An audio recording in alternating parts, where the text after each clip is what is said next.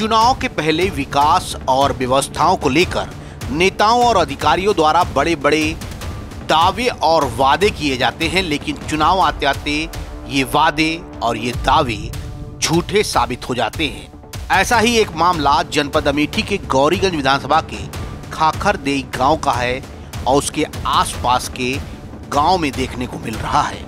इस गांव के सैकड़ों परिवारों की जमीनों में जलभराव हो जाता है, जिससे वे अपनी खेती किसानी नहीं कर पा रहे हैं और आलम यह है इसके चलते वो भुखमरी के कगार पर आ गए हैं और इसको लेकर उन्होंने इस बार के चुनाव में वोट का बहिष्कार कर दिया, यानी वो इस बार मतदान नहीं करेंगे। यहाँ तक आते आते सूख जाती हैं कई नदियाँ, मुझे मालूम है पानी कहाँ ठहरा हुआ होगा।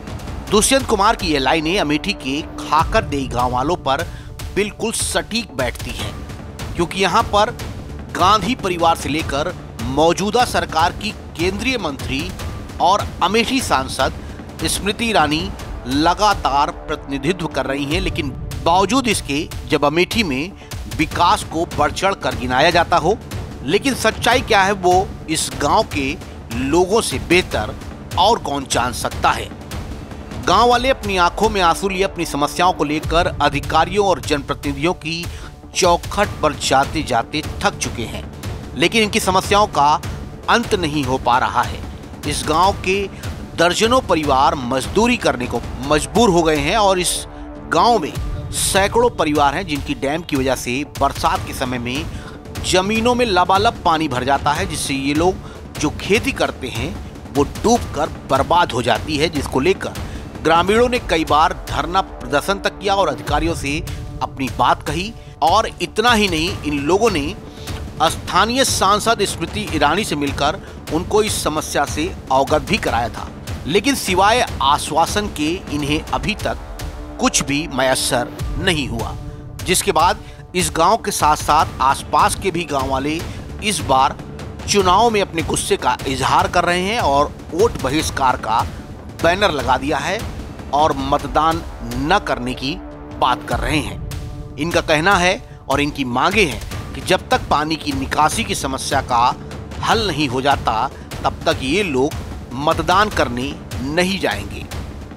बरसों से गुलालपुर ड्रेन जो कि 52 किलोमीटर लंबी है, इसमें 18 माइनरें 21 नाले गिराए जा चुके हैं। इसकी निकासी केवल 5 मीटर है, पानी बह नहीं पाता है। प्रति वर्ष ये डूब जाता है। हम लोग गुहार लगाते हैं, जिले पे जाके धरना प्रदर्शन करते हैं। इस बार तो स्मृति ईरानी जी को भी लाई थी, वो भी देखे जल सैलाव को।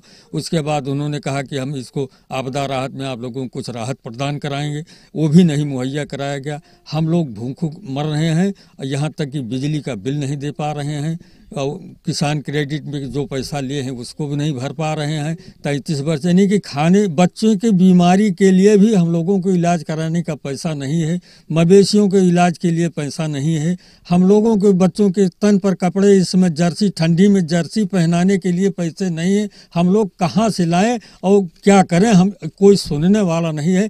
कि साहब खेत बाड़ी बूढ़ बाढ़ जाते, सब पैदावारी होत नहीं, लागल लगाए के करिया बात काट के वहाँ लगावा जाते, सब खत्म हो जाते। आवत बरसात सब बूढ़ बाढ़ जाते, मिलते नहीं हो पसंद। तो कैसे काम चल रहा है, कैसे परिवार पाल रहे हैं आप लोग? परिवार पाल रहे हैं तो मजबूरी तो कुल लाग रही जाते। गौरीगंज चला जाए थे, मुसाफिर खाने चला जाए, यहाँ कुल जान लिया जहाँ मिलते वहाँ जावा जाते काम करे भैया। हाँ, एक कब से समस्या बनी हुई है आप लोगों की? और समस्या बनी है करीब 30-35 साल से। कोई आता नहीं यहाँ पे सुनवाई करने? आप नहीं।